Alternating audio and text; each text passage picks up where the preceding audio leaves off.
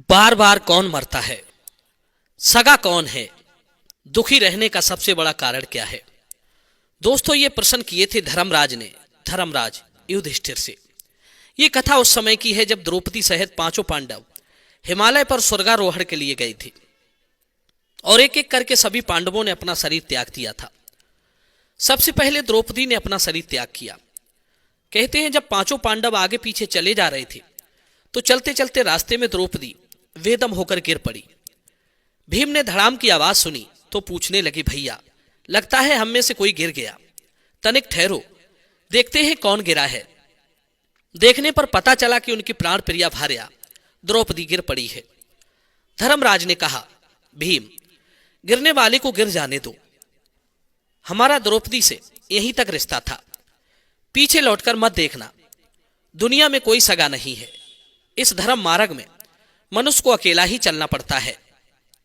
भीम ने पूछा, भैया द्रौपदी हमारी अपनी है, इसकी खुशी के लिए हमने कौन सा कार्य नहीं किया, लाखों लोगों से युद्ध लड़ा, फिर क्यों उसकी पीड़ा तुम्हें दिखाई नहीं देती? तब धर्मराज ने बताया, हे भीम, मनुष्य का अंत उसके सारे गुनाहों की याद दिला देता है। द्रौपदी ने हम पांचों में सदैव भेदभाव किया है, ये कभी अपने पांचों पतियों में समान भाव से अनुरक्त नहीं रही है। ये हम पांचों में सबसे ज्यादा अर्जुन से प्रेम करती थी, इसी पाप के कारण इसका पतन हुआ है। द्रौपदी को वहीं छोड़कर पांडव आगे के लिए बढ़ गए। दूसरी बार गिरने की फिर आवाज हुई। इस बार सहदेव जी गिरे थे। भीम ने पूछा, भैया सहदेव हमारा अनुज बेदम होकर गिर गया है, तनिक ठहरो, मैं उसे सहारा देकर उठाकर साथ लिए चलता हूं। युधिष्ठिर ने कहा, भीम मैंने कहा ना, अब हमारा कोई सगा नहीं है। धर्म मार्ग में कोई किसी का सहारा नहीं बनता। सहदेव को अपनी बुद्धि का बड़ा अभिमान था, अब उसी बुद्धि से वो सहारा मांग ले। इतना कहकर वे सहदेव को छोड़कर आगे बढ़ गए। कुछ दूर आगे चलने पर नकुल भी धड़ाम से गिर पड़ा। भीम ने पूछा तो धर्मराज ने बताया कि नकुल को अपने रूप पर बड़ा गुमान था। वो कहता था कि मुझे विधाता ने बहुत सुंदर रूप दिया है, मुझे कोई इसमें हरा नहीं सकता। पर आज साबित हो गया कि नकुल का रूप भी मृत्यु के आगे घुटने टेक गया। नकुल भी तड़पता छोड़ दिया और आगे के लिए कूच कर गए। कुछ दूर आगे जाकर अर्जुन का पैर फिसलता है और वे धड़ाम से गिर जाते हैं।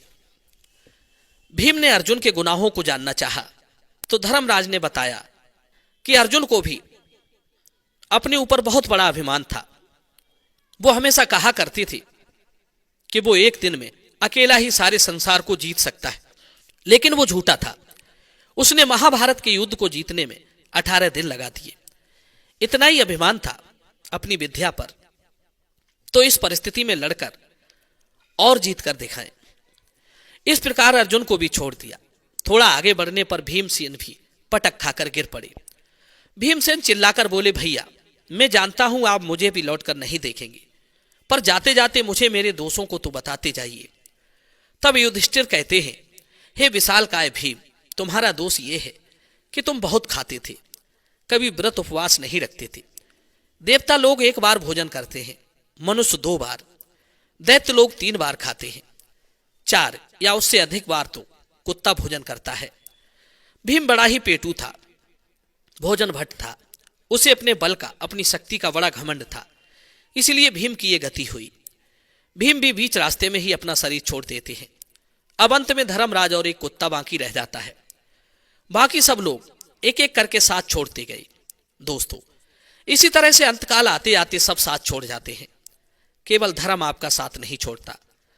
धर्मराज के साथ जो कुत्ता था, वो कुत्ता उनके पूरे जीवन काल के जो अच्छे कर्म थे, वो धर्म कुत्ते के रूप में उनके साथ चल रहा था। कहते हैं, विद्या मित्र प्रवासेषु स्त्री मित्रम ग्रहेषु च व्याधि तस्य औषधम मित्रम धर्मो मित्रम मृतस्य च। जिस तरह परदेश में रहने वाले की मित्र विद्या होती है, घर में रहने वाले की मित्र स्त्री होती है, जिस तरह रोगी की मित्र दवा होती है, उसी तरह मरने वाले का मित्र धर्म होता है। धर्म से बढ़कर कोई सगा नहीं होता, जो मरने के बाद भी आपका साथ नहीं छोड़ता। बाकी सारे सगे संबंधी, हेतु नातेदार आपका साथ छोड़ जाते हैं। दोस्तों, धर्मराज उस कुत्ते के साथ हिमालय के सर्वोच्च शिखर पर पहुंच गए। चारों तरफ बर्फ ही बर्फ थी। वे अपने कुत्ते के साथ खड़े थे।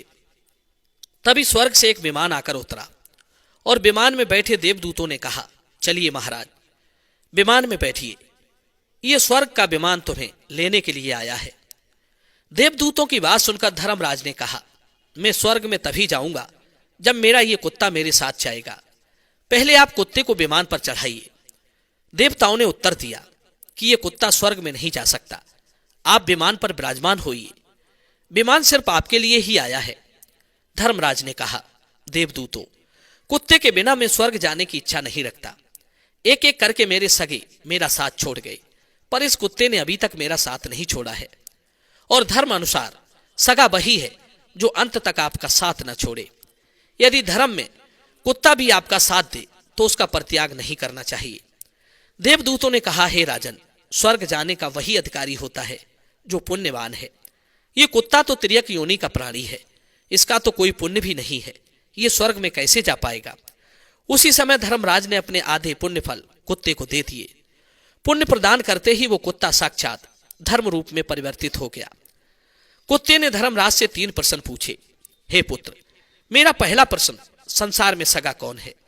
दूसरा प्रश्न, बार बार कौन मरता है? तीसरा प्रश्न, शांति का एकमात्र साधन क्या है? तब धर्मराज उत्तर देते हैं, हे भगवान, संसार में धर्म ही सगा है। जो कामनाओं से घिरा रहता है वो बार बार मरता है।